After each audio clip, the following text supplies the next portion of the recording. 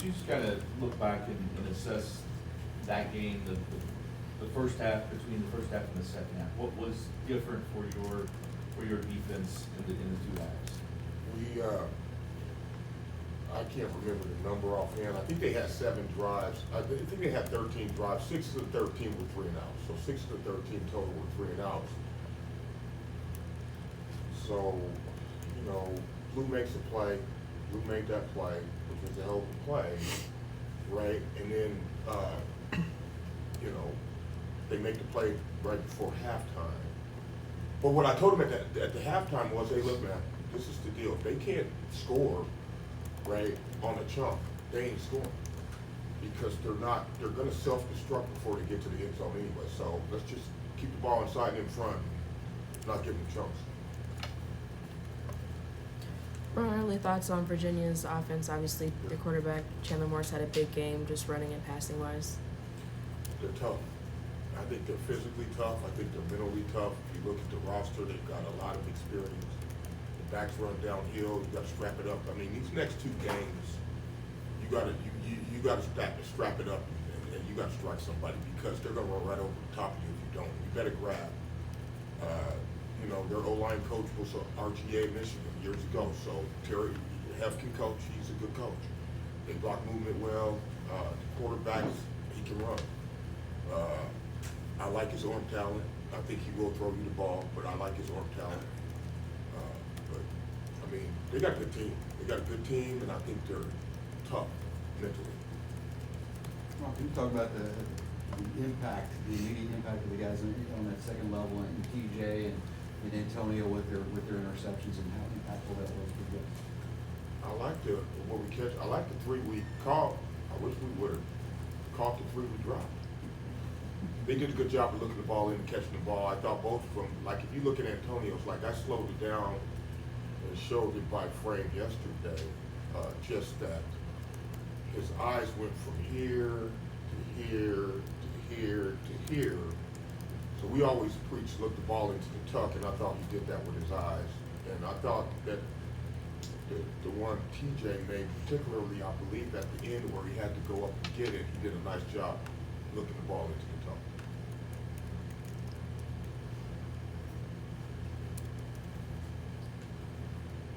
Talk about the offense at Virginia, specifically about Morris. What is it with him? What have you seen? And is there anybody that you thought that he kind of reminds me of this guy? No, I just think, like, you know, you can watch a team on tape and kind of, I just think they're a tough football team mentally and physically. I think he's very competitive. I think he can burst and run. I think he's a little stouter and harder to tackle than the kid they had the last 2 years with just as much speed. So I like him.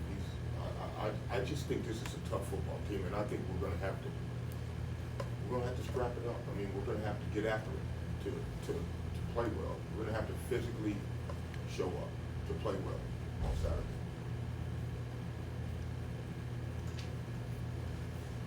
Jake Wynn's been kind of the leading tackler the last couple of years and has played well. He's getting a lot of the snaps, or was getting a lot of snaps. With Stanbaugh going down, what have you seen with Caleb and with TJ Capers?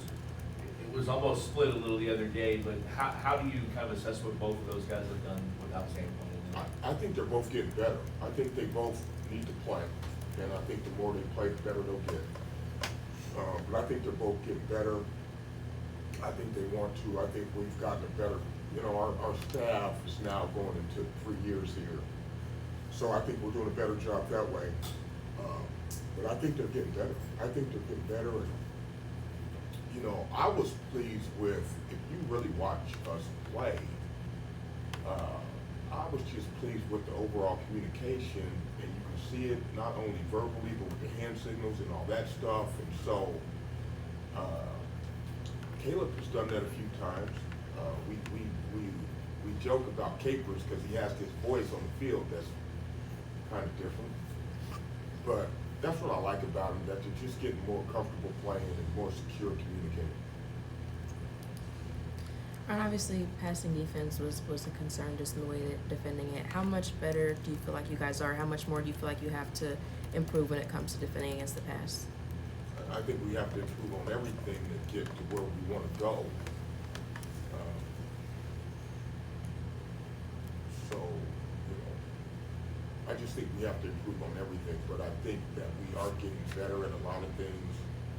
I think the players kind of understand the package for the most part. And now the rest of the way, it's going to be about making one-on-one plays, like, who made the play, we didn't make the play. So, I mean, it's about making one-on-one plays when you play at the highest level, when you play these games that you play against really good players.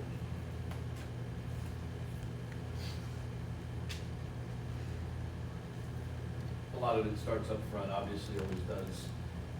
Those guys have been really, really good up front. You're rotating some, but not as maybe as much as you have the last couple of years. Do you like where that rotation is right now? And with Conga and Jordan in the middle, it kind of starts with them, doesn't it? Well, quite frankly, it starts with Clef. And the reason it starts with Clef is because of his motor. So until they play like as hard as he plays, it starts with Clef. I mean, that's to me, that's sports. The guys who play the hardest and the fastest. I think last game, it kind of, the rotation happened that way because of, they were getting on the ball and they weren't really allowing you to sub. And although they weren't snapping it fast all the time, they were on the ball. So we couldn't rotate like we would like to. But we, up front, you got to keep them fresh because once that battery's dead, it's dead. I mean, they recover from that. So that kind of is what happened there. But we would, as we would like to have some balance as pertains to the number of snaps for defensive line. Ron, you mentioned a second ago how you want guys to continue working on one-on-one battles. Brom mentioned how he wants the defense to take a little bit of a step forward in terms of man defense. What do you think is that the players need to adjust in order to get better at man? Is it a mental thing? Is it a physical thing with fundamentals? What do you think they need to improve on to get better in man defense? I would not say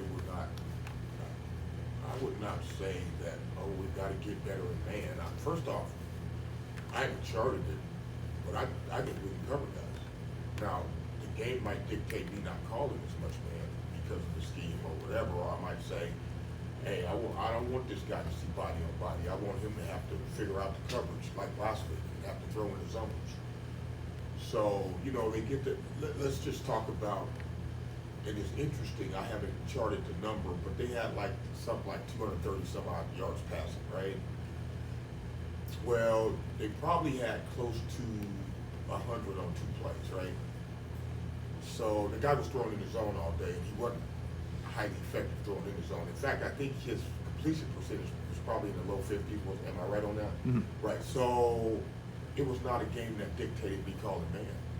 Or let's say they're running the quarterback. I might want to be in zone and have some vision and not call man. I personally think we can cover, but I don't think that we are always going to be in man coverage when the situation dictates that we play with vision, so to speak. So that's not why we haven't been in more man. It's just the overall situation. But I think you talk to a long-time coach who really started as a corners coach, man coverage comes down to discipline and toughness. So when people say a corner, the corner's not very tough, yeah, he is, because the mental capacity it takes to be able to execute technique after getting beat, or you're playing against some guy who could really, really run, or that's mental toughness, man. So to be good at covering people, you got to understand leverage, you got to maintain it, and you got to be disciplined. And when that object is moving, you can't move with your eyes. Your eyes have to be seared in to whatever you're seared into. So there are a lot of things that go into it. I think confidence is a part of it as well when you talk about teaching man coverage. But it really starts with discipline and understanding leverage. And once you understand, you don't have to make the play on every route. That's not what we're asking you to do. But these are the routes we're asking you to make the plays on. And once they get that, they can become good man players. One more. You mentioned Clev. I asked him a few weeks ago, what has made his transition so easy. He said because he's a baller. But from a coach's perspective, what do you feel like has made it so easy for him to kind of settle into the system and be able to be that leader on the line? Well, he's got a motor, and I think in life, I mean, it could be you guys in your jobs. I mean, if you got a motor, if you're at night thinking about it all night, or if you're getting up early in the morning, or if you're, you know what I'm saying, or if you're trying to get better at home or whatever, then you're going to probably have success in what you do. So Clev, I don't ever have to get on him about getting to the football ever. I don't have to get on him about his energy level. I don't have to get on him about his intensity or his intent, meaning when he goes to practice, what are you trying to get better at? Like, what is your intent? Why are you out there today? So, you know, to me, you know, I like people who display those qualities. You know, they show great effort. They show a great desire to be good at what they do. And they do it consistently. And this guy has also been a tremendous leader. Now, he's a mature, but he's been a tremendous leader since he's been here. And so we're fortunate to have him. Thank you. Thank you. Thank you, Coach.